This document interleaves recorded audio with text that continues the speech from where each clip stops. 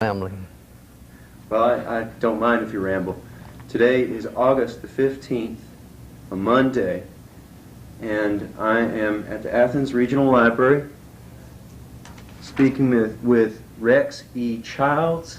Have I pronounced it correctly? Right. What does the E stand for? Elijah.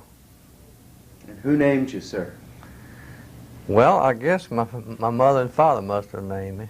But Elijah is a name that has come down through my grandfather had a middle name Elijah, and so did my father, and I don't know who else. But they named me that. It's a family name. Mr. Childs, would you share with me a little of your experiences during the World War II era? Be glad to. I suppose you'd want me to start by telling how I got involved and a little bit about my training and so on and so forth. I was born in Alabama in a rural area, farming. Never had been away from home over 100 miles when I joined the Air Force. And I first went to a field that was training on single engine trainers. Then later transferred to Keesler Field, Mississippi, to train on the 4-engine B-24 bomber. That was the largest bomber we had at that time, and it was, even though the B-17 gets a lot of credit and deserves it, during World War II, the B-27 went to England, and they did a lot of damage to the Germans from England.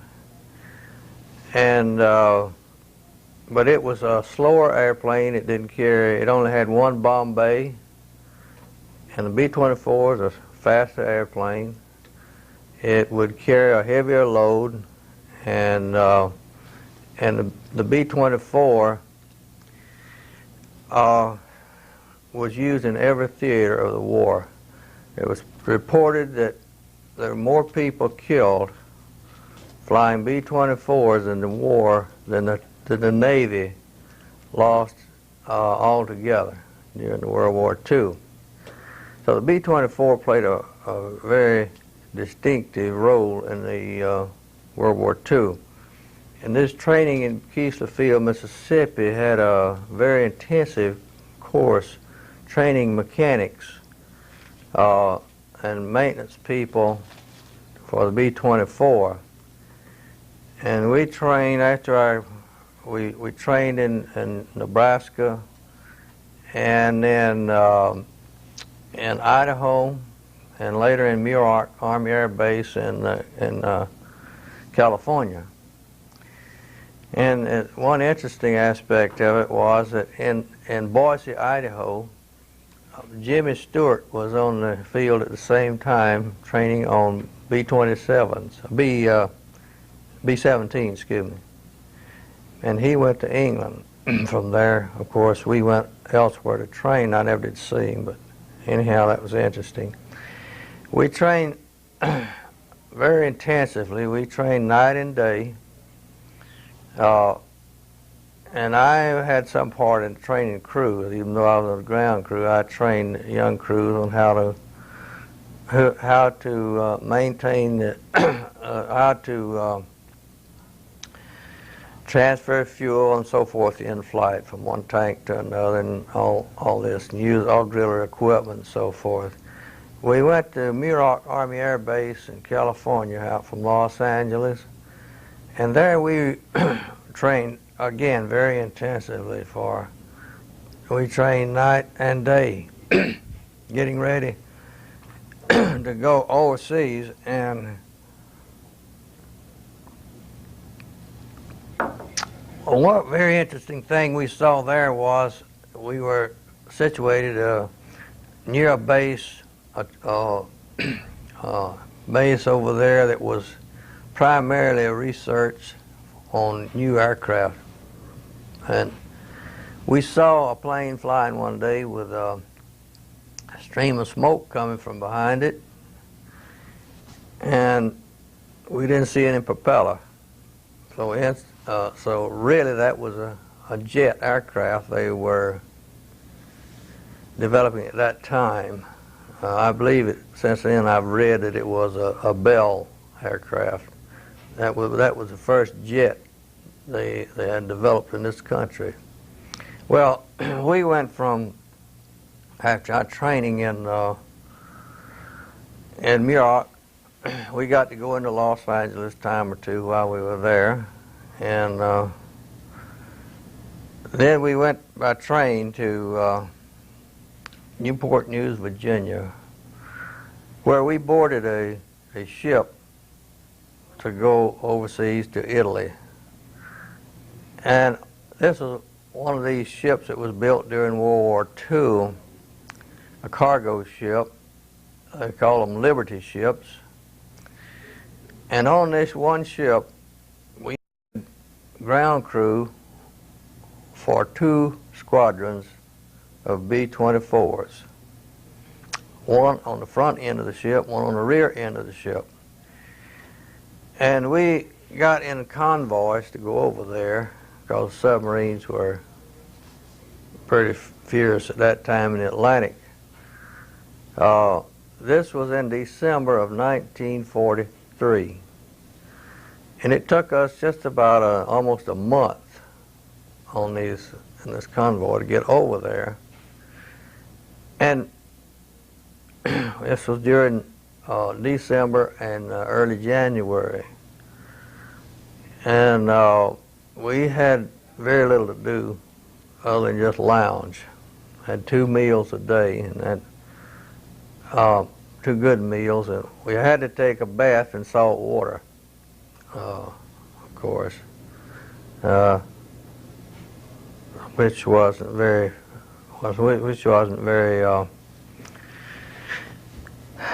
refreshing, I might say.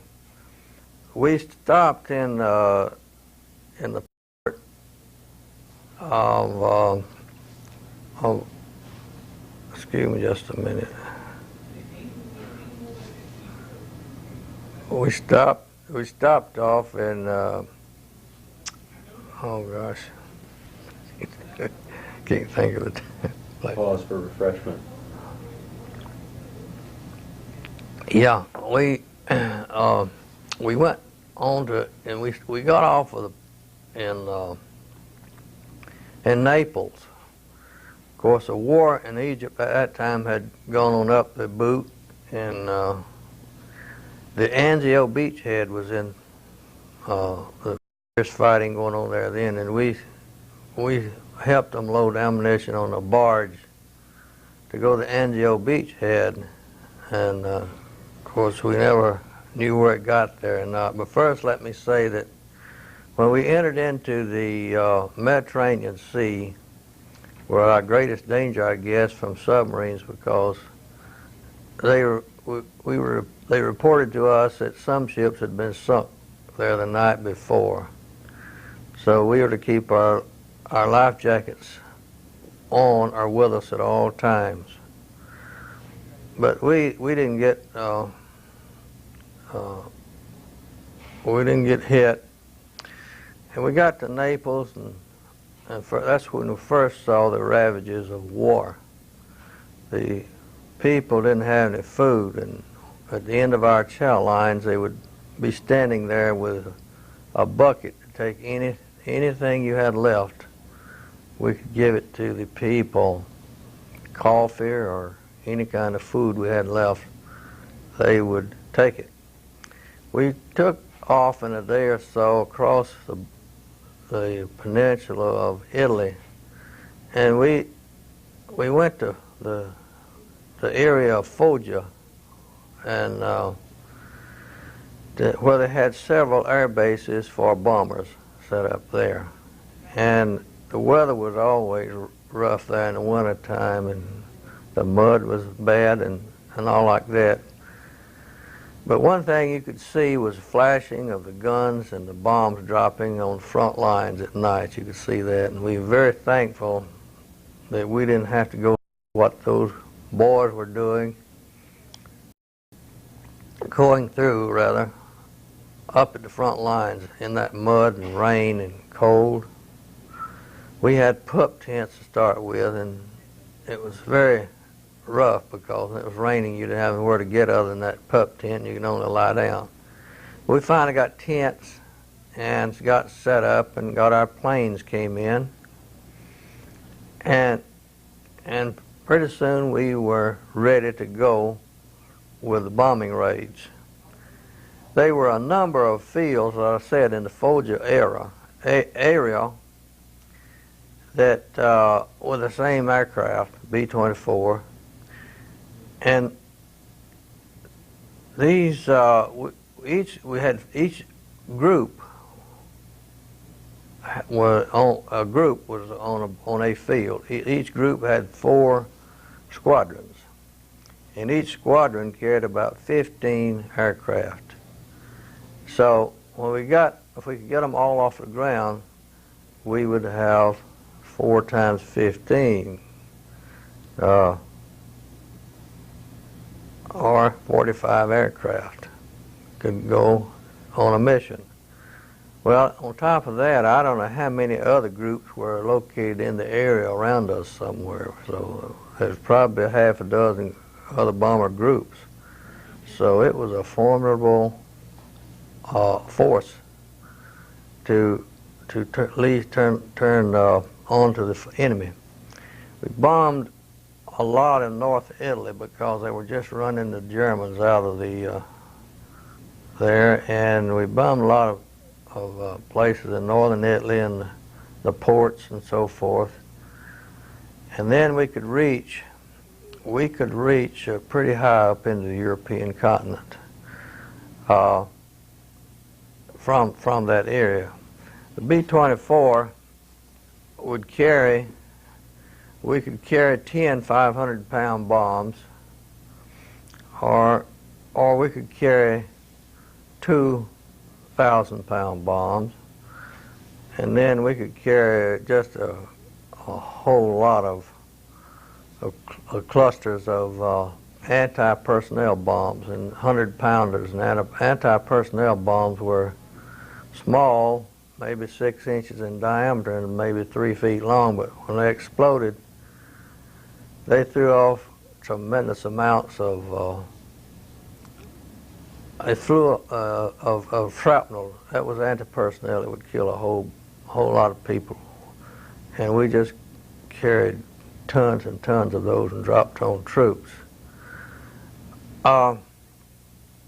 It was in a way it was exciting, and in a way it was a dull life. Our planes, and by the way, I was made a crew chief over there, and my assignment was to see that one plane was kept ready to go on a mission. I had an assistant, and each plane had the same crew assigned to it. Well, then we had the specialists. We had the ordnance people that loaded the bombs. We had other specialists. We had the sheet metal package that got shot up. We had, of course, on each bomber, B-24, there was a turret up front on top. A gunner would sit in this turret, and he could shoot from there with 2 50-caliber machine guns. There was another one in the front of the plane. There was another one in the tail of the plane, and one it went down underneath the plane. And then we had 2 people, believe it or not, that fired these 50-caliber machine guns out of the side windows. They'd raise the hatches up, and they stood in the open and fired those guns from the side window side of an airplane. Naturally, they had to have on protective clothing, and of course all the crew had, because evidently, for some reason, there was no, we never saw a ship that had a heater in it that would work. And for that reason, the crew had underwear and socks. You put socks on, you plug them into your underwear. It was sort of like a blanket, electric blanket or something to keep them warm. And they could plug that into a plug inside the plane and keep warm. They had on heavy boots and heavy jackets and clothing, but they didn't have any warmth in that plane at all. And most of the bomb raids we ran was somewhere around 20,000 feet. We couldn't go up as high as they do now. Some might have got as high as 24,000 feet, but it was usually done from around 20,000 feet. And I said it was exciting and dull. The routine during the day would be that probably we'd get out of bed around 5 o'clock and go to the mess hall and eat, and then we'd go to the planes. And each propeller, we had 4 engines, and each propeller you had to push it by hand 9, you had to turn it over about 3-4 times, and that was to keep any oil or anything that had drained down into the bottom cylinders and push it out of the valve so it wouldn't bust the cylinders when you cranked it. We would do this, and we'd climb into the plane, and we'd fire up all 4 engines and let them warm up, and then we run them all up to about 2,000 RPM and check the magnetos on them, see that everything was firing all right. Then 1 engine at a time, we'd run it up to maximum power to see how much power we could get out of it, and to make sure that they got maximum power out of the engines when they started off. So we did that. That was called pre-flighting the planes. Then we sat down and waited. While we were there, the crews were being briefed on the mission. They never knew what mission they was going to pull till the day where they were going, for obvious reasons. They came back and to the plane, and they got all ready and everything. And if everything went well, the planes would be pulling out in about 30 to 40 minutes after the crews got there. And it'd take one of those planes, it couldn't get off at about 1 a minute. So if you had 45 planes on that field, it took, close to almost an hour to get them all off and get them in formation. All that got up into the air would fly circle till all of them come up, because you had to get into proper formation.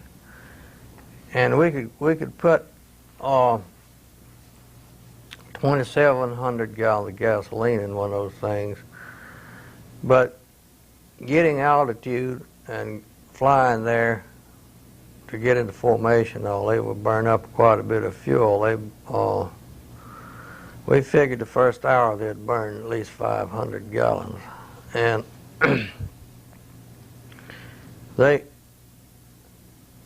when they got up and got into formation, and they would leave. And then we went by, this is where he went back to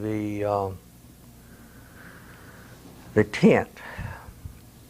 And depending on the length of the mission, 8 hours is as long as they could be gone. So if they got off by 8, we knew they got to be back by 4.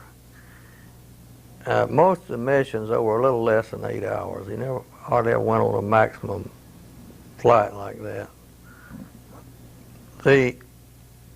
And then sometimes they would, the planes that got hit going to the target would get hit, so some of them couldn't make it on and come back, and those would come in, and some of them were shot up so bad till they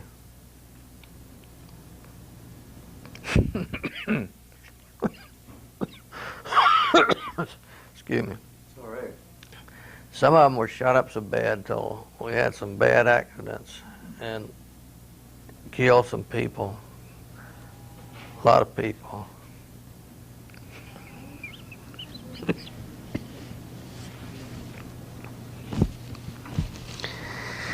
So what they started doing was when one was shot up so bad they wouldn't let them try to land it. They would first they made them just bail out when they got, and then the planes would circle themselves and endanger us. We had them, some that would come right over the field with nobody in them, and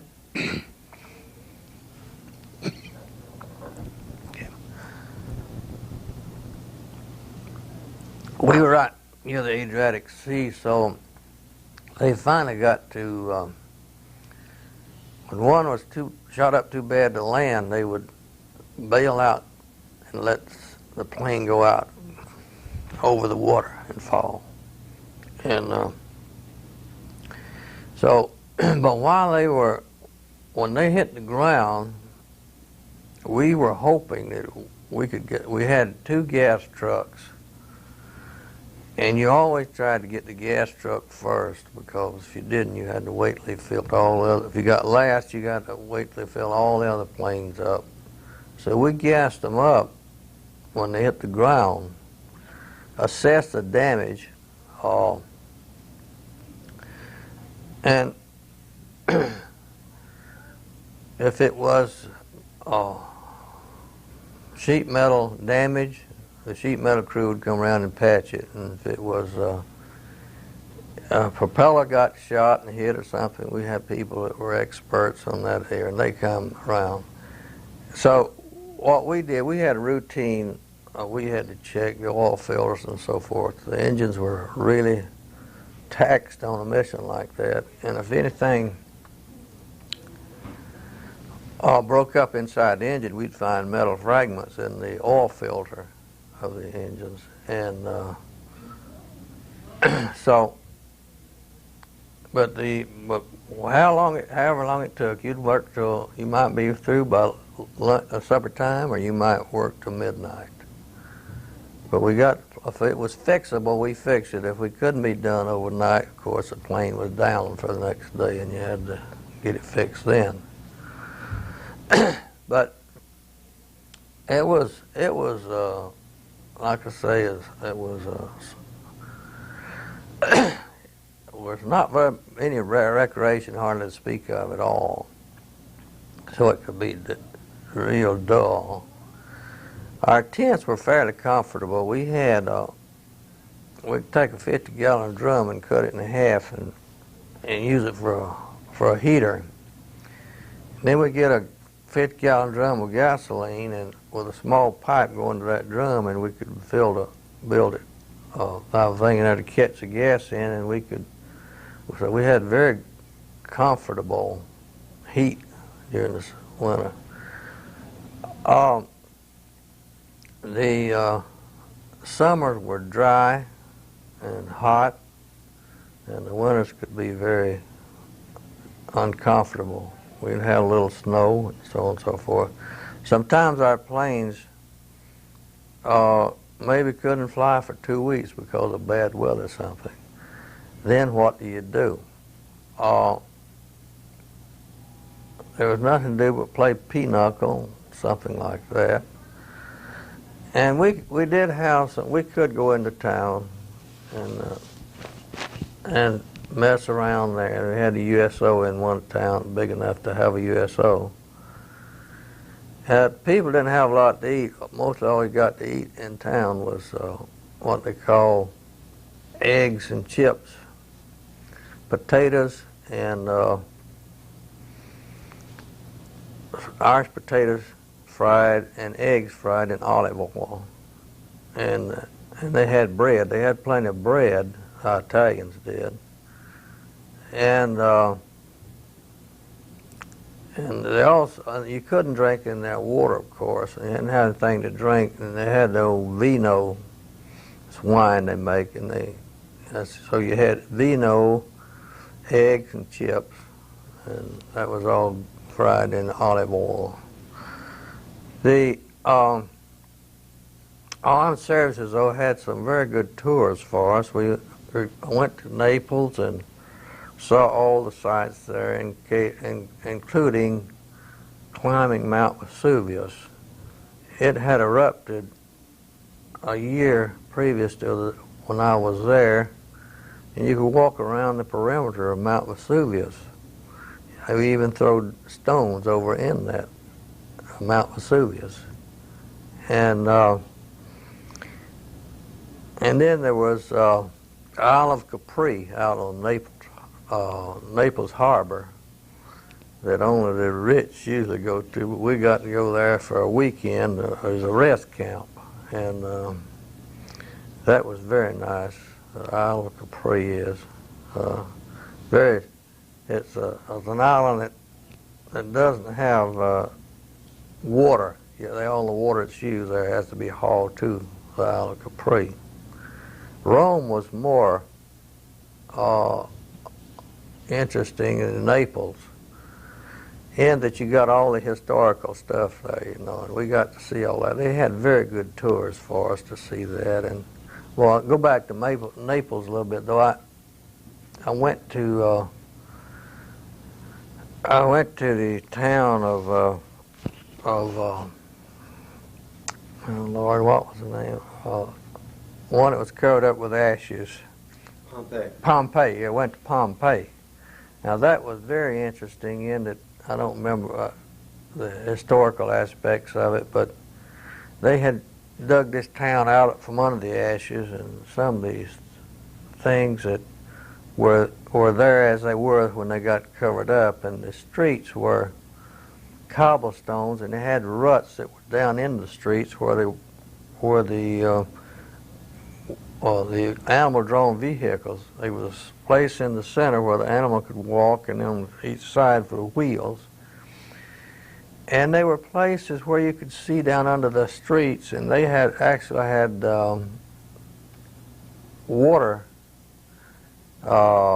pipes under the street, and those pipes were made out of lead. I think about this when talking about getting lead in our water, and but anyhow, there were drinking fountains there, and the stone was completely worn down and slick where people put their hand there to drink. You know, you can imagine how many people drank out of that, but it was a very interesting thing to see that. But getting back to Rome, so you had all the historical stuff there, and I was too young at that time. See, I was only 22 years old, and I didn't know enough history and background of all the historical things in Rome, but I got to see them anyway, and like the underground caverns and whatever you call them, where people are buried underground, and walk through there, and of course St. Peter's Basilica.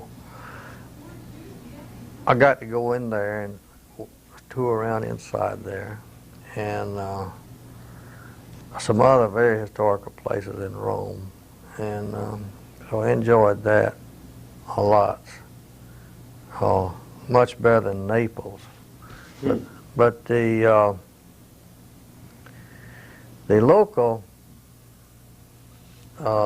towns and villages, they were mostly rural people, and they lived in the villages, and they went out into their farms during the day to work their crops. And of course, our tent and all was in an olive orchard. But on further around, we could have you got all kind of nuts and fruits and things that you could go get. Of course, we helped ourselves, occupying army, all what I'm saying, helped ourselves. We just got stuff that we could eat. And of course you couldn't eat olives or anything like that, but they did have some other things. They had a lot of grapes. Of course there were grape orchards right around our plains. And, but getting back to the war, we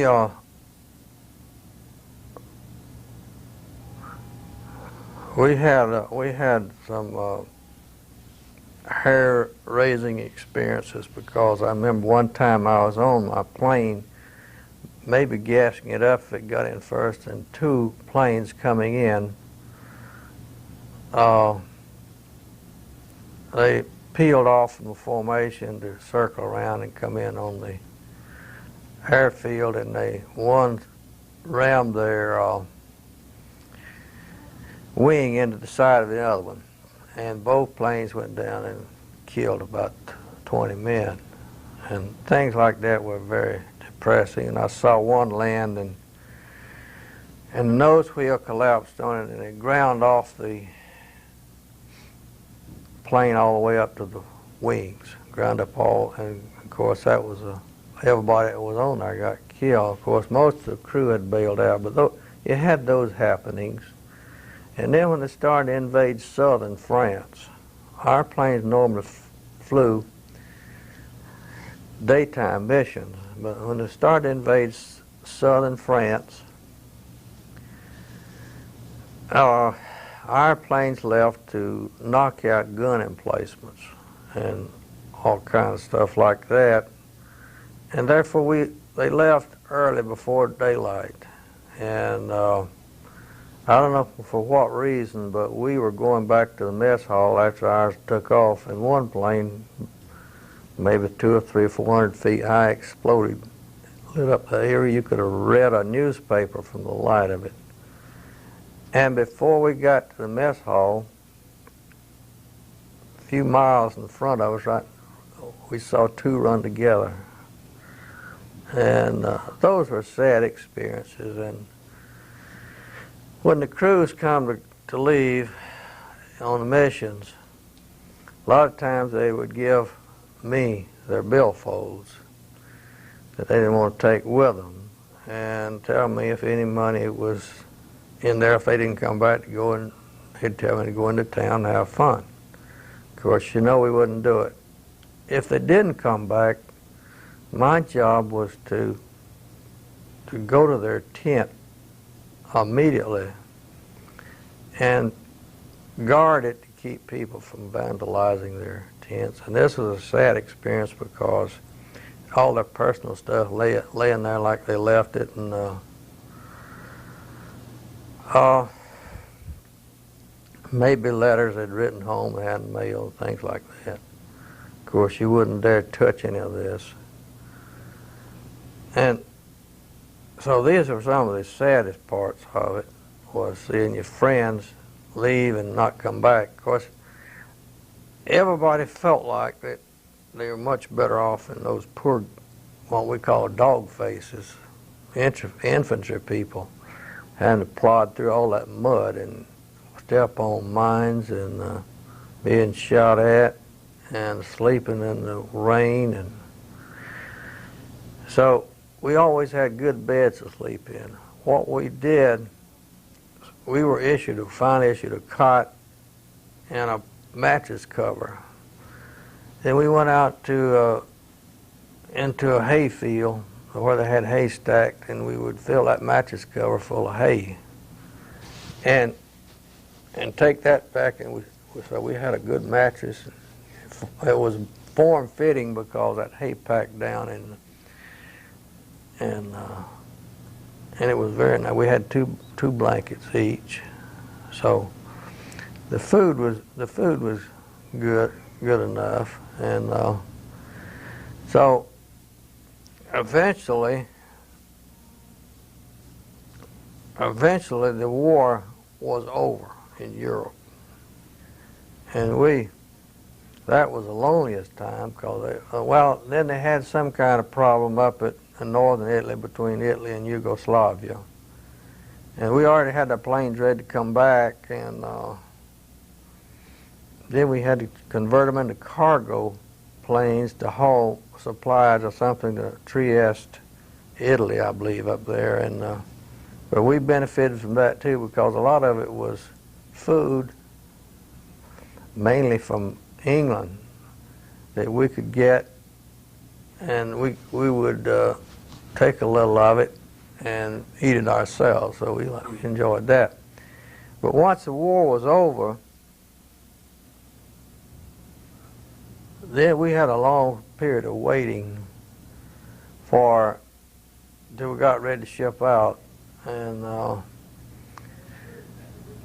finally we went back to Naples, stayed in an old prisoner of war camp till the ship was ready.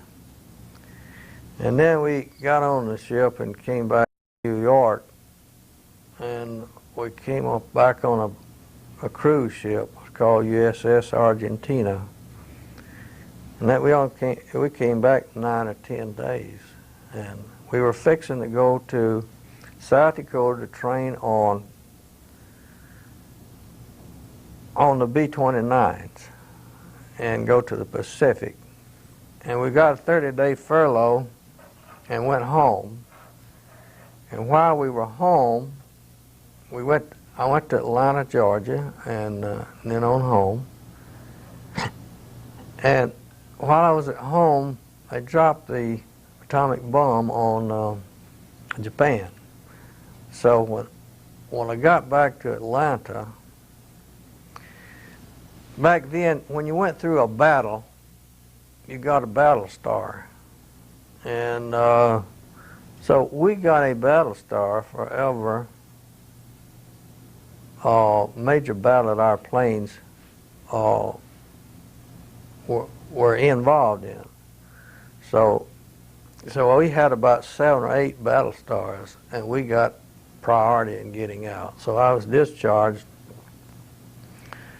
from Atlanta soon after I got back. I mean, from the Army soon after I got back to Atlanta, and then after then went home. That was in August of 1945.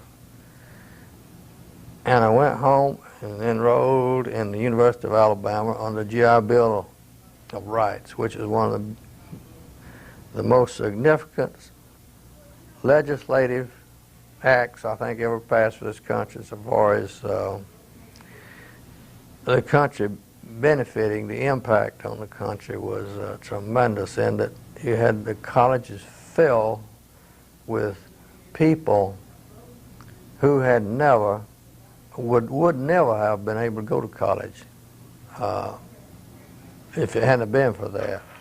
And that still had an impact in it. Those people who got a college education, like my children and others, they have also got a college education. So you can't even imagine what the impact of the GI Bill was.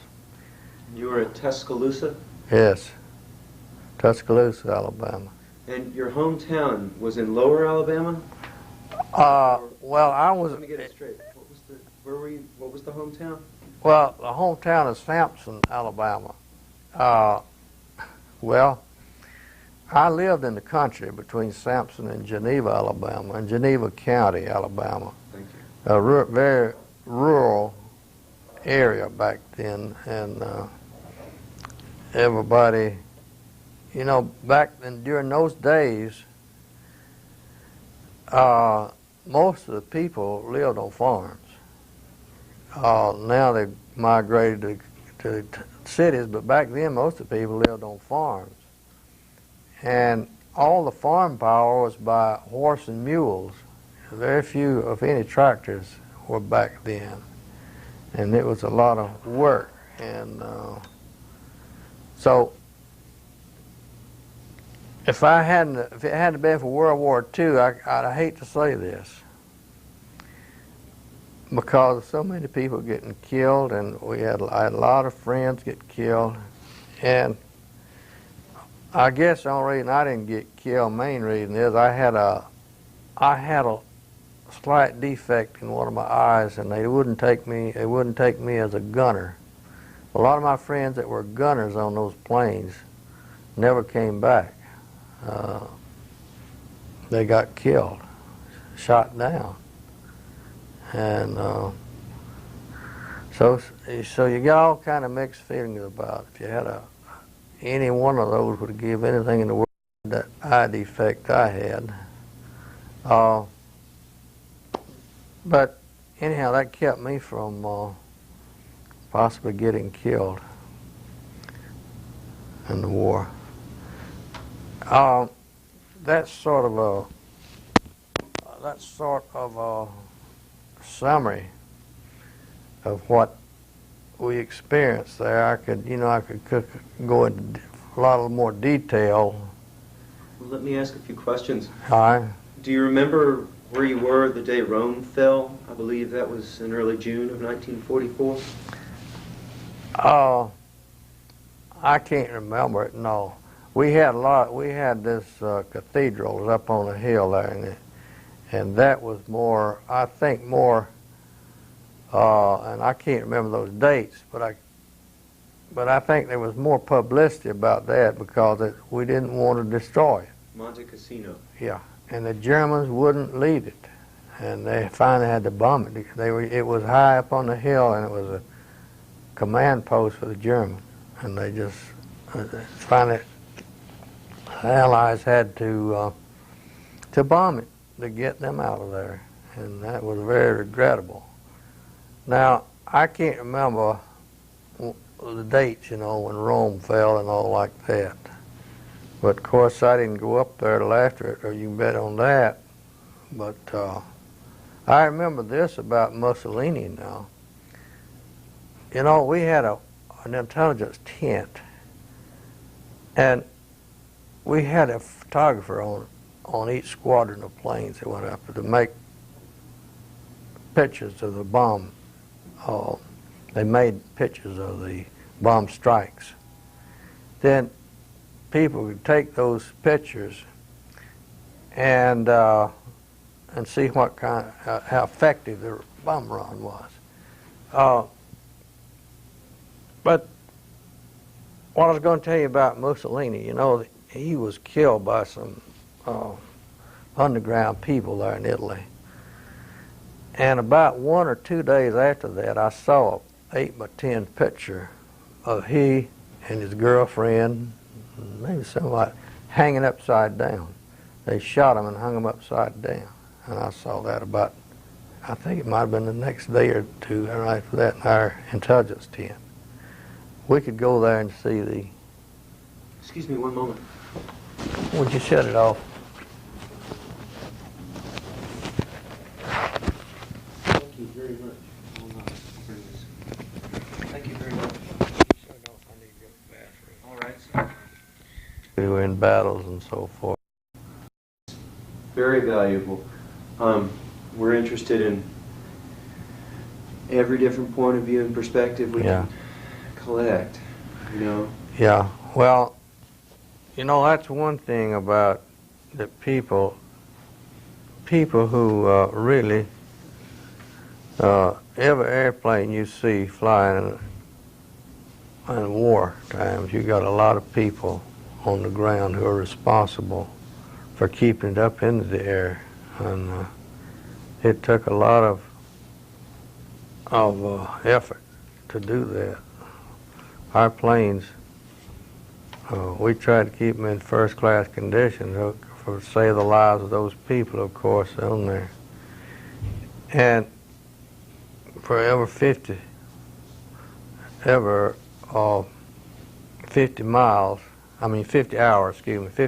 they flew, we had a certain inspection. Then when it got up to 100 hours, we really went over those things. And we had a roving band of a crew of mechanics that when we had a plane down for 100-hour inspections, they all came and concentrated on it. And then is when we changed all the plugs in the engines and then test flew, and then sometimes we had to change some engines out. Yes, sir. And we put a new engine on a plane, and then the plane had to be flown to locally to see that everything was functioning properly. During my stay over there, from January 1944 till the war was over, which I believe was in May or June of 1945, I had 5 different airplanes. 1 or 2 were lost in combat. I remember 1 got back safely, but it was shot up so bad it never did get back to us. It landed somewhere in Italy, but and I can't remember. Seemed like some of it, but I had 5 different aircraft while I was over there to look after, and like I say, those engines took a lot of beatings because when you're in combat, you don't spare the horses when you need some power. It's not like a commercial flight where everything is so routine. And especially if your plane was flying on the tail end of the formation, that is the hardest place to fly, because if you drop behind a little bit and you're trying to catch up, they pour on the coal and they're rough on these engines, and then you got to go through all the flak. They're shooting at you all the time, and I've got pieces of shrapnel at home that I dug out of the interior of the plane where they'd been hit. And it's pure steel, no shells explode. It's just hunks of steel and go through anything just about in the plane. And it knocked a lot of them out of the sky. We weren't bothered too much with German aircraft because they were all so busy defending their home country, from the planes in England. They were taking it right into Germany, and we were on the bombing the troops otherwise. Well, at night, the guards around the place, if you hear them fire 1 shot, it means that there were aircraft somewhere in the area. If you heard 2 shots, that means they were closer and more imminent. And then if you heard 3 shots, if it was in wintertime, you turned out your heater, because you were totally blacked out. And if you had a heater burning, if all of them had heaters burning and the plane flew over, they could see the glow of the fire through the smokestack coming from your heater. So if you heard the guards firing 3 shots, and bang, bang, bang, and everybody jumped up and turned your heater out, and we had foxholes at the first indication of a bomb threat. We could jump into those holes, and but we never got bombed. We had some German aircraft that deflected, not deflected, but defected from the Air Force and came and landed close to us. But there's never no bomb runs made on our planes, and I'm thankful for that, because my tent was within 100 yards or so of an aircraft, and if they had been bombing or strafing aircraft, we might have got it. But thank goodness we didn't. Since I've been to Germany afterwards, and in the towns, primarily in Stuttgart. I think our planes might have reached Stuttgart, and a German lady was showing me the damage they'd done downtown. She said, "Why would they bomb and they hit this church?" And I said, "Well, isn't that a railroad yard not too far back?" She said, "Yeah." Well, the thing of it was, the way we bombed, we had in each flight of planes, we didn't have one bomb site. A lead plane would be carrying a bomb site. Maybe we have spare ones in the plane.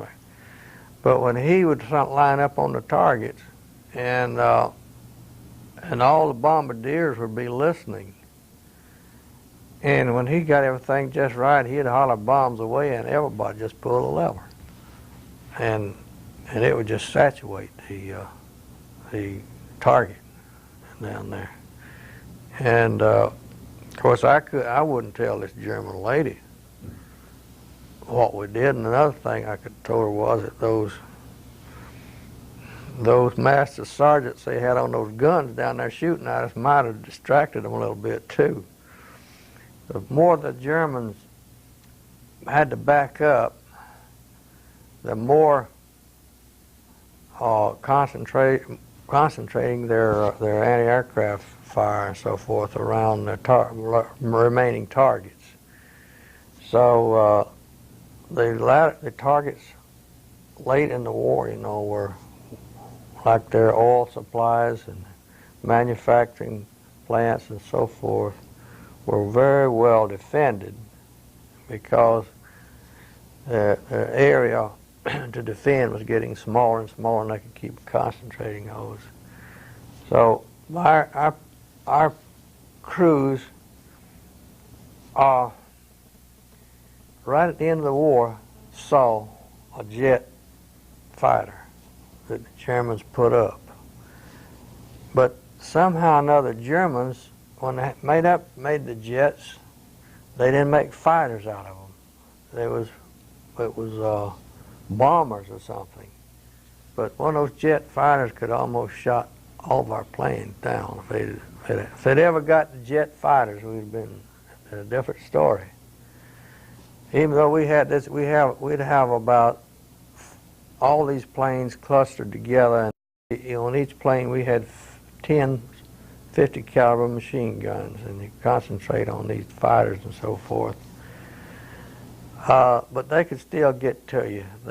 They'd come up underneath, and it had less firepower from underneath, and so they shot a lot of planes down, and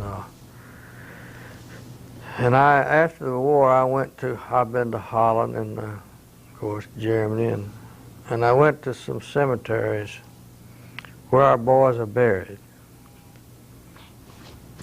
and that was the most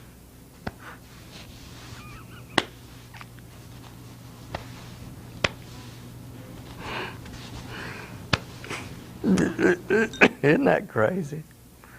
Crazy.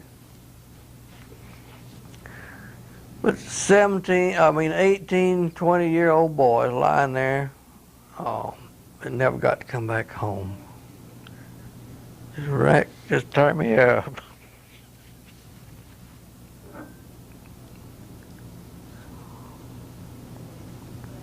And very good friends that got shot out of the sky and killed in Maine.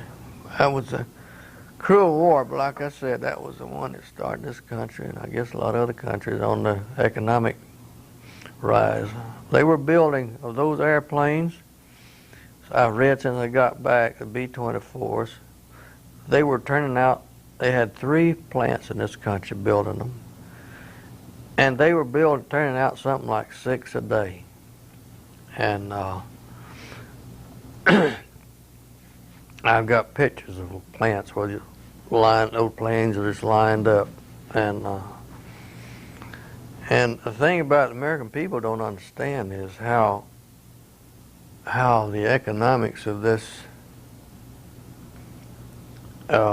United States turned up. You know, when all the women went in there, and we really didn't have an Air Force when World War II started. And you can imagine how many new different planes were built, and the numbers. It just went into the thousands of planes that we built. And if you remember, Pearl Harbor was on December of 1941. Well, mid-1945, the war was all over. That means in 42, 43, 44, 3.5 years, the war was over. And the armament that this country built was just the ships and the planes and the artillery pieces, the tanks and the guns and the shells. It was just incredible. I never have had a chance to read the history books, or never have taken the chance. But one day I plan to do that, to see if anybody has recorded this tremendous surge in the output of this country. I know my daddy was a carpenter, and he went to Panama City and worked on, they were building cargo ships down there. And he made, I've got one of his payroll slips where he made $12 a day. And that was unheard of. $12 a day was just, people just shake their heads, they couldn't believe it. Because you could work all day on that farm and you wouldn't get for $1. And a lot of work that my daddy did, carpentering maybe, he got $1, $1.50 a day. But in Panama City, I guess it was unionized work or something or other, for some reason or another. When I had a sister that worked down there at the shipyard, they lived down there. And my dad made $12 a day, and gee whiz, you could just live on high on the hog on $12 a day. And if it hadn't been for World War II, I would have gone back home, and I don't know how I would have turned out. I don't know what happened, but I had my other brother that went was he was in the medical corps then as an X-ray technician, and he went to medical school then, made an MD, and well he's got 3 sons that are all MDs now, and a daughter was a nurse, and that is an outcome of the impact that GI Bill made for him. I don't think he would have been able to go into school either. But these are things, you know, that modern generations don't know about. What was your brother's name? Is he still alive? No, he died 2 years ago. And his name? Hoyt Childs. He was an MD in Sampson, Alabama. Now he has all 3 of his sons are down around Mobile or Fairhope, Alabama, and they're all MDs. And so this, and I went to engineering school, got a degree in that. Well, I have 2 sons and a daughter that has gone through engineering school, and so, like I say, I keep saying it over and over, this impact of this GI Bill is just tremendous, because these kids of mine, gosh, if we'd had to live off of the economy as it was back then, you never would have gone to college. I didn't even know where college was. I had been away from home twice. My high school graduation, we rode in a bus to my graduating class, rode to a bus to Panama City one day to go to the beach. And another time I came over into Georgia, around Cairo, Georgia, to the tobacco market. We grew tobacco and sold it over in Georgia. That, as I remember, that's the 2 times that I left home before I was 21 years old. And of course, we didn't have any television. Sometime in the mid-30s we got a radio. But to me, the traveling in the service was just befuddling. I just could not believe what I was seeing in all the places I went. You'd take somebody out of a rural setting like I was in, and then put you into the Army, and then you go into these tremendous aircraft at that time, and it was all very interesting to me and educational. I'm mechanically inclined anyway, and so I enjoyed that. But to see the places, then we went on troop trains. Everybody should ride a troop train one time in life, because you were in these cars, and the mess car was in the center of the train. And when it come time for you to eat, you had to go through these cars and cross over into this one and this one, and go up there and get your food, and then you had to go back same way, meeting people, get back to your car and eat. And then you took paper. You didn't have any way to wash out your mess kit. You just washed it with paper. You wiped it clean till the next time, and you went to eat. And we rode troop train from Mississippi up to Salt Lake City, and then back to Nebraska, back to Salt Lake City, and then to Boise, Idaho, and California. And then we rode a troop train all the way from Salt Lake City the last time to Newport News, Virginia. And with the same thing. You were in this mess car that you had to go up and get your food in, and go back and sit down and eat it. Just some paper to clean out your mess kit. But as I said, throughout the whole war, I was thankful for, and still am, that I didn't have to go through what the people like those that were fighting with old Patton and other people to go out up through Europe and sit and talk to people, how they would shave, how they get water and take their helmet and take some water where snow had melted and shave. And if they brush their teeth, they do the same way. And sleep under all kind of conditions, and then be under fire at the same time. It was, that part of it is sickening to me. And to know how many of these kids got blown into Kingdom Come is a thing that impressed me too. It sure does. Well, listen, you're going to ask me some questions. I sure am. I'm loath to interrupt, but I'll have a handful. Can you recall for me where you were, if you heard Pearl Harbor on the radio or something? I can tell you very much.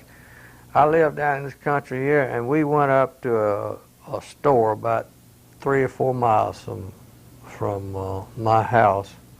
We went up to this store, and they had a radio. We didn't have a radio, and they had talked about Pearl Harbor, the bombing of Pearl Harbor, and that's where I learned it. Of course, like I say, we didn't have a radio, but then newspapers, would report it and so forth. So, but I had 2 brothers. One of them was in Atlanta. Well, they both were in Atlanta, and they were drafted, and they went first. My oldest brother went down into the South Pacific. He was one of the first ones to go down there. He got malaria and all this, and he came back before I left and tried to give me a lot of pointers on how to protect myself under fire. And fortunately, I didn't have to use his suggestions because I was never under fire. And my other brother, I said, was an X-ray technician. He also went to the South Pacific and was medical, I guess, MASH units or whatever you call them. Now, I can remember also where I was when they dropped the first bomb in Japan. I was downtown, a little town of Geneva, Alabama, and I was walking down the street, and a furniture store had a radio sitting inside. I could hear it, and the man was standing in the door, and they had just announced this bombing of Japan, and I I talked to him about this and found out about that down this little town. Was just walking down the street and heard it. I'll always remember right where that spot was. I heard that. That ended my military career. Really, I didn't know it at that time, but it did. Most thing that I missed most was that we had become a family. This squadron had, and we came back to New York. I believe somewhere in New Jersey. I forgot the name of the place. And we all left for furlough, and were to meet back in some place and go to South Dakota for training on B-29s. And then we all got discharged, and we never met back again. I only knew two of my buddies, one in Arkansas and one in Louisiana, that I got to see after that. And they're both dead now. So it's closing in. Can you tell me anything about basic training, about learning your craft in the Army Air Force? Basic training in the Air Force is very light compared to the Marines or the infantry or anything like that. All they want you to be able to do when you're in the Air Force is to march in formation and things like that. So I got that at an air base in Dothan, Alabama, 2 weeks. Then, like I say, that was a basic training field, single-engine aircraft, but the training I got at Keesler Air Force Base, they had long buildings, and each night or each day you went to that building, you went into room A.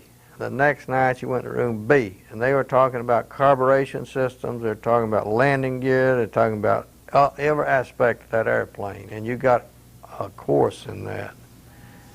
And I still got the grades I made in this. Then, of course, we left there and went to Nebraska, and then to Boise. This is where we really got into the actual work on the planes, and we were in training as well as the flight crews. So by the time we got to combat, though, now we were issued little M1 rifles, little small rifles, and when we got over there, finally took those away from us because we were more of a danger to ourselves than we were to the enemy. Because a lot of those boys, I was raised with a gun in my hand on the farm, but a lot of these boys were from cities. They didn't know anything about guns. And they would fire them off accidentally and all that kind of stuff. They finally took our ammunition away from us, and then they took the guns away from us, thank goodness. Because when we got over to Italy, the geese were flying over. It was cold weather and cloudy, and the geese would come over pretty low, and everybody would be out firing at those geese with the rifles, and some of them had 45s, and certain categories of people had submachine guns.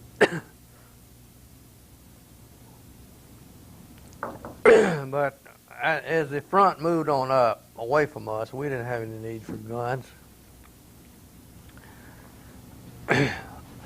Excuse me. What else? Well, can you tell me anything else about the bombing of Monte Cassino? Well, we weren't the only ones bombing it. I think some fighters were doing some damage to it. I don't know whether it's our squadron or not, but somewhere up there the bombers got confused a little bit on their target areas, and unfortunately this happened near the war. We dropped some bombs on some friendly troops. But I can just remember the the problem of this. The only newspaper we got over there was the Stars and Stripes, and that came out about once a week or something like that, and that's the only news we had other than just rumors. But I can't give you any detail, and I can't remember the dates or anything like that. I've always intended to read about those things, but I just haven't done it yet. Might do it yet. Do you, if I tossed out a name or two, could you respond, say what you thought of General Patton? Well, at the time, I didn't know anything about General Patton. I guess we might have seen it, the name mentioned, like I said, in Stars and Stripes, but until I got back, still I've seen these movies about him and his life and all like that. I didn't know anything. I couldn't have told you anything about him. Now, I do have some couple of friends. One cousin that was in his army. Would you like some water? Yeah, my throat's getting dry. Who are your commanding officers? The commander of our bomb group was Colonel Steed, and S-T-E-E-D, I believe. And of course, the lower officers, we had one of my main officers over our squadron was Captain Olmsted, and some, I can't think of some of the people who were in our headquarters. I just haven't thought about it in so long. And that's been, what, 50 years? Yes, it has. Did you see any British Army over there? Army Yes. Air Force? Yes. Royal Air Force? Yes, we had some British aircraft that used our field, and they flew a plane that was called a Halifax, and they had they flew mostly at night, and I guess they had a radar or something, and they didn't go in formations. They were individual. Incidentally, we developed for the end of the war. They developed the radar. In the early beginning of the war, the way you shot at planes at night is you threw searchlights on them, and the ground people shot at them. Then they developed radar. And what we did, we set up some stuff about like pine needles, except it was aluminum foil. And they took it on the planes with them when they were coming into an area where the big guns were. Each plane would throw out this confetti, and it would mess up their radar, because the whole air would be full of other stuff like this, and it would mess it up. And then before the end of the war, we got what we call Mickey ships, who would fly during the bad weather, because they had radar and they could see railroad yards, anything that was metal or anything like that. They could pick it up, and they could bomb railroad yards. We had a lot of instances where they didn't fly in formation; they were individual. We had some situations where by the time they got the target, the clouds would all be gone, then they'd fly right out in the middle of everywhere, and of course it was so surprising the Germans didn't shoot them because they didn't know they was coming. But the British must have had something, because these planes of theirs would take off late in the afternoon and come back sometime during the night. But we had the anti-aircraft guns around our base was manned with British people.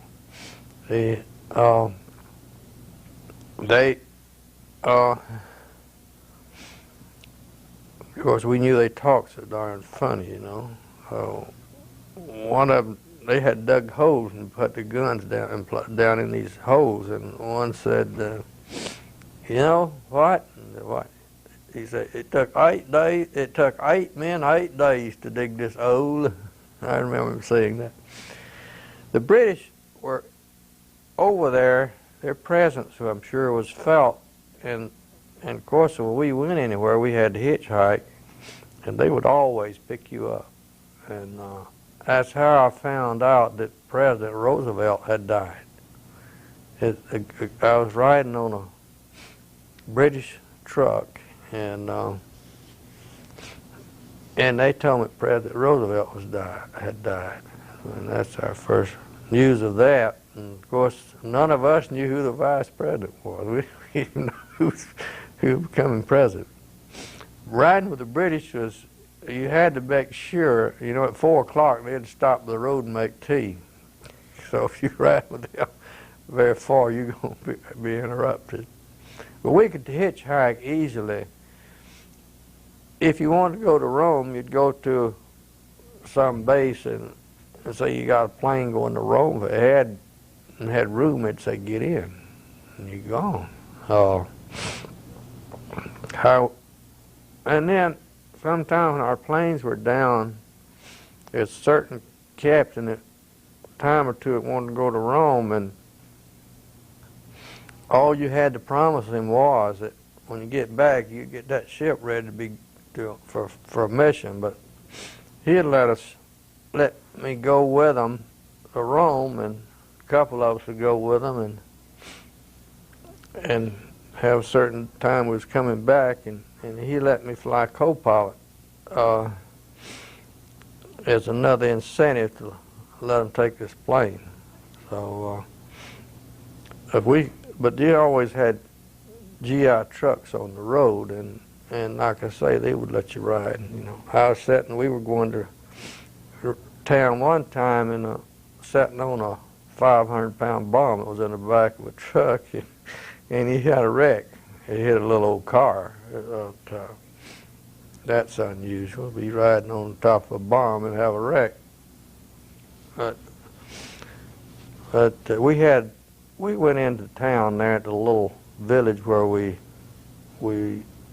close to the base there, maybe couple of miles, 2 or 3 miles from the base, and the Italians are all very friendly. They're very cordial and everything. And you end up in somebody's house, and they would feed you something, and you go to somebody else's house, and all the people from this house would go along. By the time you got ready to go back to the base, there'd be a great many of them, and they'd follow you all the way out of town, and we had to walk back to the base, of course.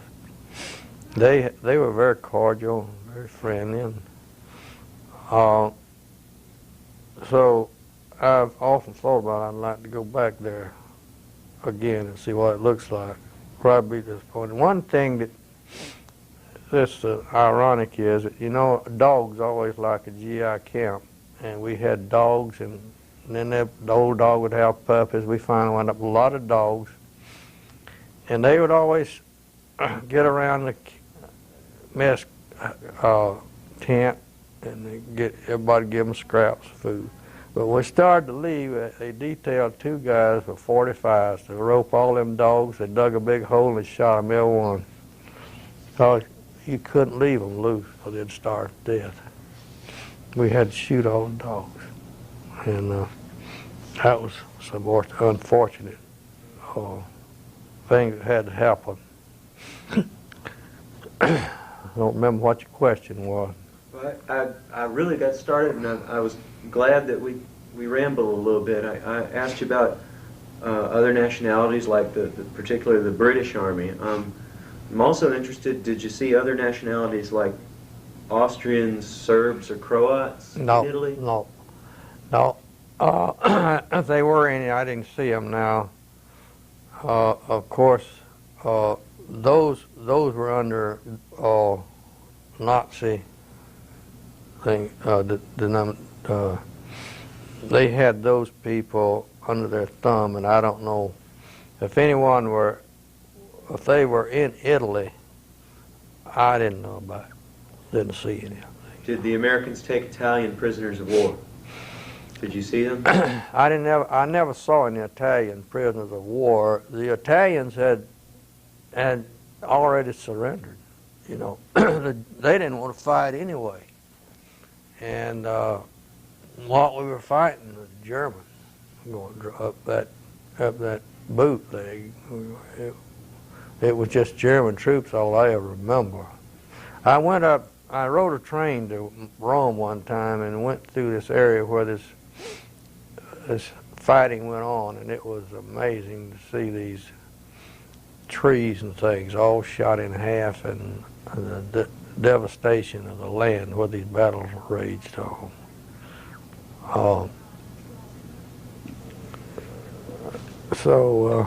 But I never saw any Italians. Of course, we didn't have an opportunity much. You know, when you were in town or something, you didn't know who you were seeing or anything like that. You told me a little bit about your family. I'd like to close the interview with just a little bit about the rest of your life, and start with you haven't mentioned your wife. Would you tell me a little bit about how you met and how you came to be married? Well, yes.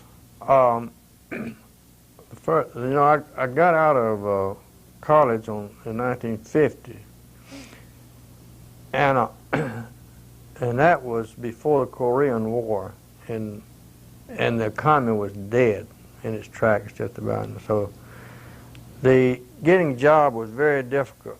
So I took a little old job in Dothan, Alabama, and was boarding with a lady there, and there was this girl living across the street was boarding with another lady, and that was happened to be my current wife.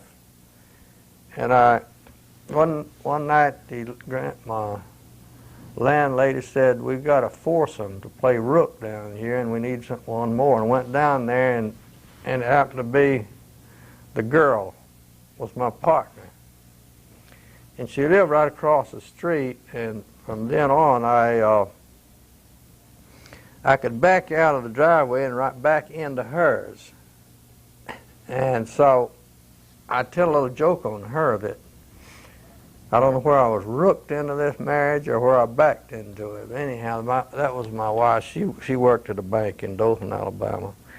Then I left there, and we went to Athens, South Carolina, and helped build the atomic energy plant in Aiken.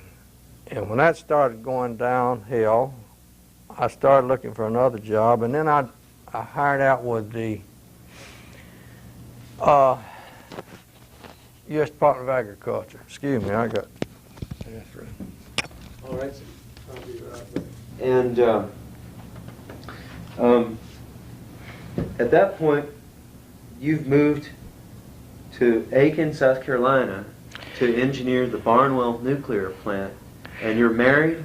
Yeah, I'm married then, and I worked with the DuPont company. It was a prime contractor for that, and that was another eye-opener there. And we had peak employment there was 28,500 people. We built 5 reactor areas, of course, plus all the power plant and the processing areas, 200 areas we call them, where you process the nuclear stuff you develop there. And the statistics on that thing are just mind-boggling if you had time to go into all of that. But that was another eye-opener to me, seeing my background, even the war and all that, you know, to see this, because I was in what was called a planning and scheduling section, where the planning and scheduling of manpower and materials and so forth were concerned over there, and I had the clearance where I could, all those reactors they built and so forth, I could go any place in there, and I have stood right under those reactors and looked up through the holes where they put the rods down through them when they were building them. So that was tremendous, just appalling to see this was see this being built. As I understand, the whole town of Ellington was Moved. moved. Yeah. Yeah, I've seen, you know, they moved Ellington, and even the Carter family, you know, it was a gospel singing group. They sang a song about Ellington. But where we came from, when we come from work sometimes, they'd be moving the house and all the outside buildings, and even a little toilet, restroom thing. That would be, they'd all be in line. And I've seen people, they'd park those houses beside the road, and people would be cooking supper with smoke coming out of the chimney and all the little kids looking out the window. They didn't even have to say they didn't even have to move the pictures off the walls. They were that good about moving. They moved the cemetery. They moved the people out of the cemetery. And so it was the biggest construction project in the world at that time. And as I said, when it started dropping off and all everybody started leaving there and finding other work, and I went back to my alma mater, and they had prospects, and I was trying to get to Huntsville, Alabama to work with the space agency. They wanted people, and my wife was about to have a baby, so I couldn't go. So then I got the job here in Athens, Georgia, as a research leader of a project here. It had to do with the processing of chickens. And I was housed in the Ag Engineering Building for about 15 years and instigated this project. And at 15 years, the Russell Research Center was opened up, and I moved on out there. But this project allowed me to travel all over the United States. When you're in research, all the poultry people who meet want to know the latest research, so you're invited to speak to all of these places. So I got to go to Minneapolis, Oregon, Bangkok, Maine, and all in between. On top of that, I got to travel to Europe. I went to 8 Western European countries, including Spain, Portugal, Holland, Germany, Denmark, Italy. And I got to go to some of those things a second time. But anyhow, that gave me the widest berth for travel in this country and over there. And then I was the head of a research laboratory at Russell Center out there on engineering research and fundamental research. And then I retired, and then I've been doing consulting work with the poultry industry ever since. And in that work, I've worked in Canada and Venezuela and some of the Caribbean countries, and I've spent quite a bit of time in Taiwan. Really? Taiwan? Yeah. Are they in the poultry business in a big way? That was what we were over there for, to help them, but they're not in a big way. But their traditions and all like that was a problem in that they weren't used to cut up chicken like we cut it up. You know, they went down and got somebody butchered a chicken for them, and they took it home. But they're coming along, and then they got serious problems with imports from other countries over there. They only had about 5 processing plants. You know, Taiwan only has about the same number. They don't have as many people as California, but they're in an area that's a quarter is the size of Georgia. And they got over 20 million people. It's very crowded, and I enjoy my work over there. People are very friendly and congenial, and And I went over to help them sort of get started. And like I say, they like the poultry packaged different and that kind of stuff to meet the local conditions. But they're coming along. What happens in these foreign countries is these fast food outlets develop over there, and then that teaches the younger generations that you can eat chicken off the bone. You know, like these Chinese places around here, you know, you just eat giblets of chicken, you know. Now you see the McDonald's and others all over, and so Thailand and now China is getting big in poultry, and Japanese. The only problem with Japanese, you know, they don't have the feed. They have to import their feed, and FEED. Yeah, feed. Yeah, even Vietnam is, you know, that Mekong Delta and all like that. They can produce tremendous amounts of feed grains and so forth. And I'm sure they're going to come along with Thailand is big in poultry. What's the last trip you made as a poultry consultant? You mean out of the country? The most recent, either one. What's the most recent? The most recent trip I made, of course, I go to local, like North Carolina. Mm-hmm. No, you don't want that. You go to Clemson much? No. How about Auburn? Nah, no. No, I got real friendly with. I was working at a plant down in Enterprise, Alabama, and had some Auburn people. We kid a lot about that. I got a lot of relatives and friends, and we kid a lot about Auburn. But Auburn's a wonderful university.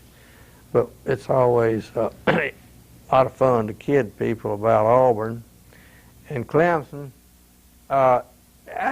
South Carolina is an anomaly as far as poultry is concerned, because North Carolina is one of the biggest. They're about the biggest in turkeys and poultry, and so is Georgia.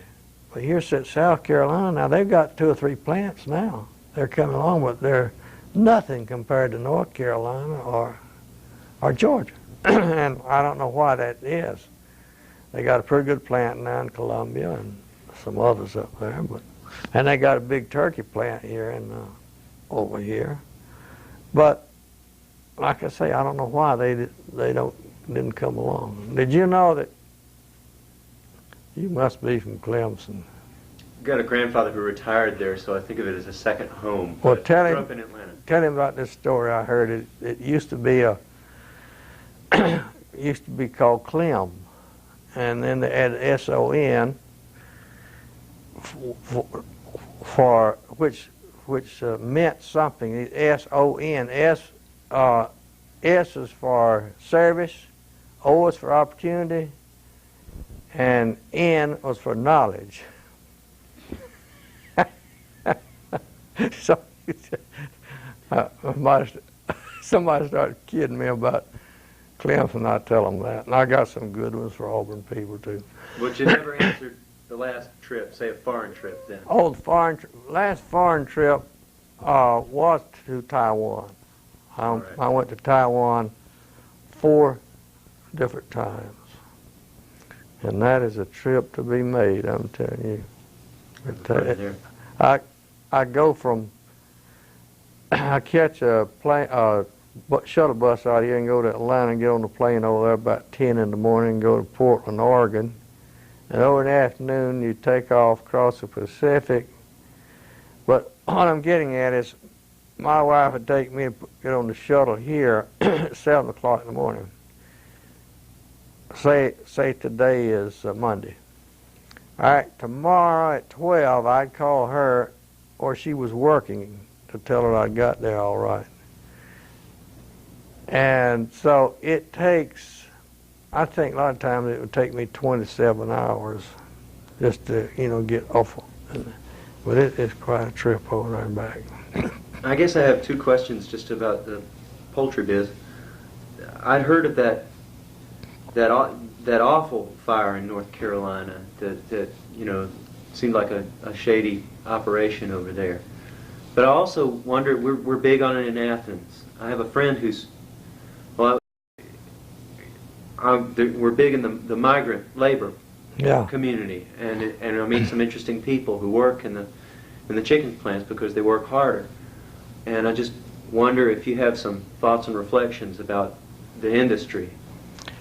Well, the industry I've been working with, it seemed like all my life, and this unfortunate thing that happened in North Carolina,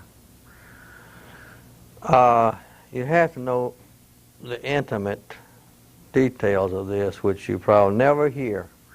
Is the reason the doors were locked and all is because, and I don't remember whether that was a daytime fire or nighttime fire, but you have people can wander there and come into the business, into the plant.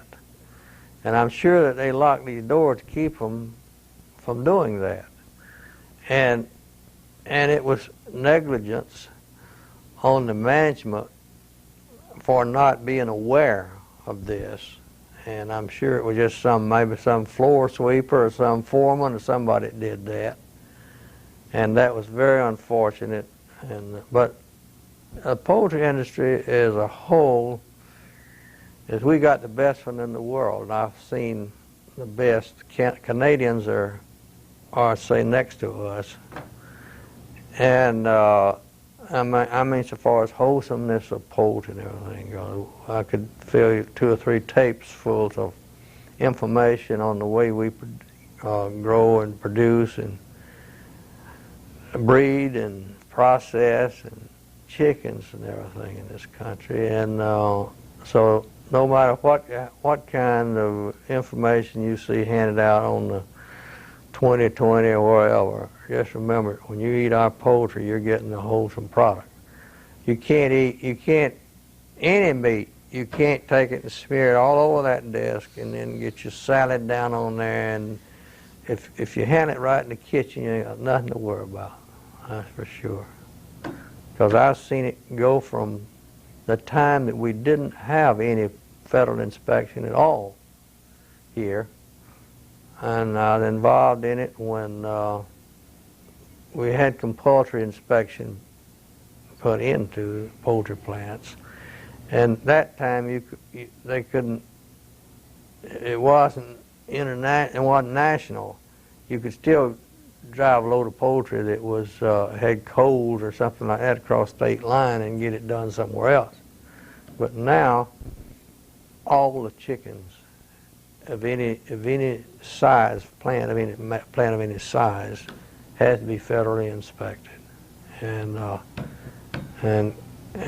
I would eat poultry out of any plant I've ever been in. I counted at one time I've probably been in 150 different processing plants.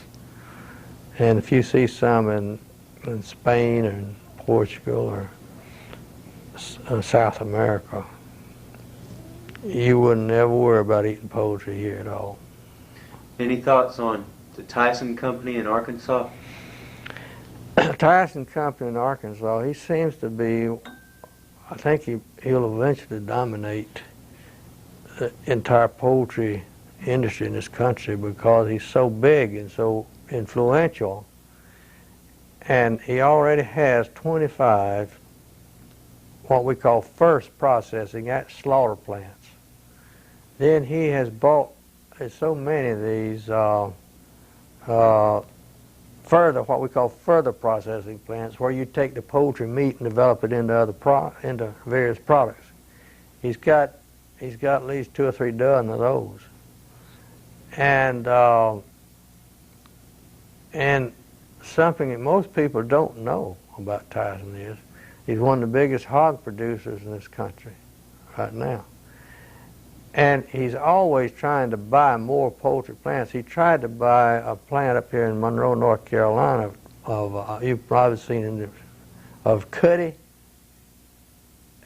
He was going to buy that, and instead of him buying it, a firm up in Harrisonburg, Virginia, bought it, of the name of Wampler bought Cuddy to keep Tyson from getting it. Because Tyson just wanted was primarily interested in the markets that Cuddy had. See, when you buy that, you immediately have all these markets that Cuddy had developed. And this would be detrimental to the smaller processing, and I'm sure that's why Wampler bought the thing. And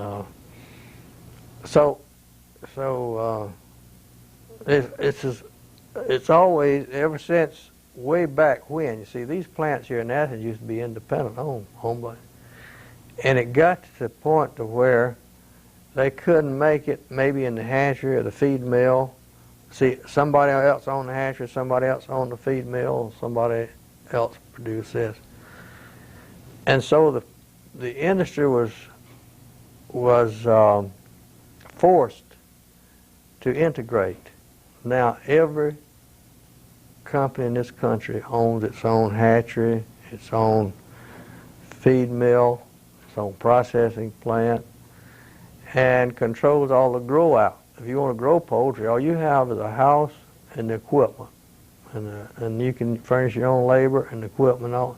They furnish the chickens, the feed, the medication, and everything. And they bring the chicks to you, and they come haul them away. That is done throughout this country. And now the mergers. If Tyson wants a new plant, it's a lot cheaper on them to buy one, even though it's not a good, physically it's not a good plant or something. But you already got all those growers out here, you got the markets, you got the, in other words, you got something, all they got to do is come in then and improve on what you got there. If they start from scratch and they build a, then they got to get all these houses built. They've got to build a feed mill and the hatchery. They got get all these farmers to grow the chickens, and it takes them 5 years to get that all cranked up and going good. But if they come in here and take one over, then they can always improve on this and this and this and this, and they're already going and selling chicken. So that's what Tyson's doing. He's got plants. He and a very rich Japanese, one of the richest men in the world. I built a huge plant in Mexico using all that cheap labor. And the Japanese know he can get all into the markets in Japan. And Tyson and them got all the know-how. Speaking with Mr. on Monday, August 15th. Have you followed this labeling on chicken? Somewhat. I get publications and I read up on it. You mean the product? In the store, yeah. Yeah. I don't think it's, I don't think that 90% of the customers will ever pay any attention to it. I don't know, that's just my opinion. People like chicken, they're going to buy chicken. Just like beef, I go in there to buy a steak. I never would look at a label to see how much fat or this. When I look at the fat content of a steak, I'm looking at the steak with the marbling in it and so forth. But that's just my opinion. There might be more people than I know of that would pay attention to the labels. You're talking about nutrition, nutritionists and so forth in the products. Fat content and all this. It might be what you're relating to. Well, I've been very interested to hear about your long career. Can you tell me, if you were summing up for younger people, if you were speaking to an audience of people my age, either, or younger, another generation, and say they were in the high school or college age, who might not know so much about the World War II era, might think it's history, what would you want them to remember most about that era? Well, I want them to know 3 or 4 things. I'd want them to know, number one, how cruel and devastating war is. You've seen the destruction. War is to destroy, to kill and destroy, and that's what it does. I think the biggest lesson that they could learn is to try to develop a peaceful world to live in. That would be the one thing I would emphasize.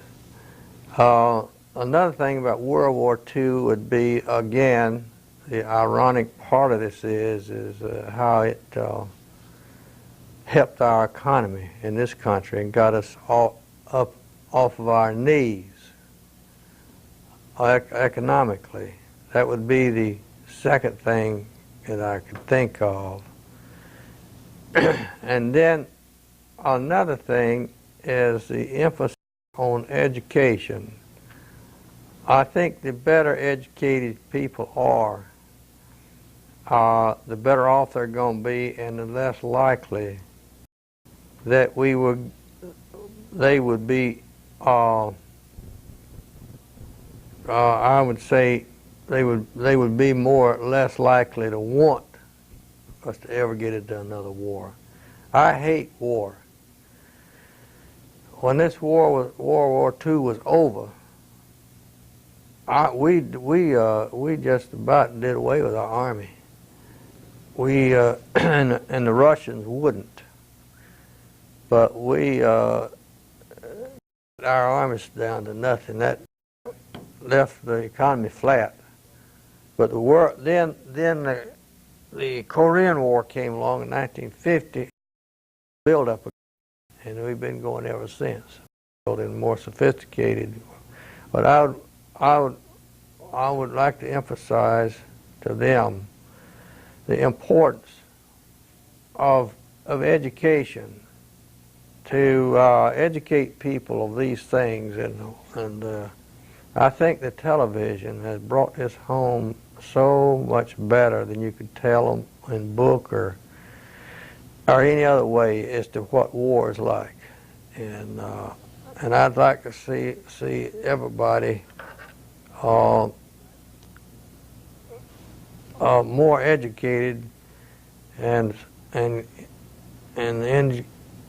enjoy the peaceful atmosphere that we can have in this whole world if people cut out this business of war.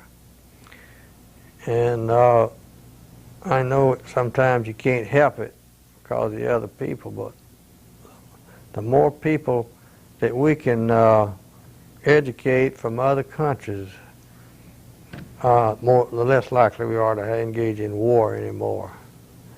So that's three things that I would emphasize, in World War II. It improved our economy, even though it killed off so many people in this world. It was so destructive. And then it built up our economy, and then the education that people got in this country because of it. If that's satisfactory, that's what I would think of off the cuff, That's a great deal. Is there anything you'd like to add about any part of your career? Well, I'll tell you what. I did quite a bit of photography work with my work. I'm an industrial engineer, and I did a lot of photography work in these poultry plants. And when I started to dedicate the Russell Research Center, President Nixon was coming down here to dedicate it because he was a good friend of Senator Russell. And we didn't have a photographic laboratory out there at that time, and I had a press camera too, and so I was designated as a photographer to make official photographs of President Nixon and all the other dignitaries that came. And by that time you could get colored film, And I got some colored film and practiced. I sure didn't want to set. It was just a regular press camera with cut film. That you had to have your settings. You know, you had to put your settings on. And by and low, the Secret Service people came there, and they put all this communication stuff on the roof. They even cut a road. The back of Russell Center was come with a road grader and cut a road out so that you could go out by the PA lab, so they couldn't hem him up. And and we had a place on a out in front of the building. It was a place up here, a little balcony where he could speak. And of course, the Secret Service saw that, and they nixed quick. They said somebody could shoot him from half a mile over yonder. On College Station Road, they could shoot. And so, anyway, before he came,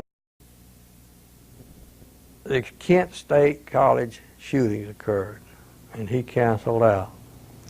Well, they come and took the communications down, and then about a week later, the vice president, who was Agnew, said he was coming.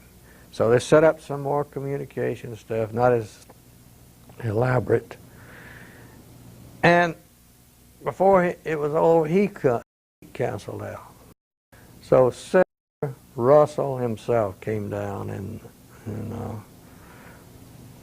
some of his, and the Secretary of Agriculture and some of his staff, and Senator Russell made a speech himself out there and dedicated the building. But that's about, I guess, the climax of of my career, you know, so far as notoriety and so forth. And I was President Nixon's picture out there, and I surely would have kept the set for myself. Well, I wish it happened. Yeah, I wish it had happened. Kent State shooting stopped it. I don't know where you remember you won't remember. That's a very unfortunate. Yes, yes, sure was. Well, that is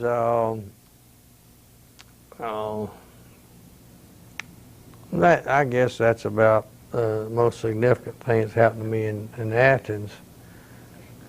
Now, so far as war like that, you know, you could always with detailed stories, you know, of things that happened to you during the period you were over there. And I don't know what, if they hadn't dropped those bombs on Japan at the time they did, I don't know where my war story would have ended, because we'd have been on those huge B-29s. And as a result, I never did see a B-29 up close. They brought a B-24 and B-27 out here at the airport, and I went out there, and it was very touching to see this old B-24 again, because I lived with those things for so long. See this thing, so familiar with them. I don't know. Have you ever seen the Museum of Aviation at Warner Robins? No. They've got, near the Air Force Base, examples of aircraft that are on display because they're not used. And it's a great... I think I'll go there. I have been to the museum in the Smithsonian. It's where, you know, where they had the space shuttles and the old, some aircraft, you know, old ones. But I've never been to a museum that had all the military aircraft. That's Warner Robins. I want to thank you for your time. Well, you're quite welcome, and if anything else, I know I rambled and spit and coughed, but if there's anything else you need to fill in with, like I said,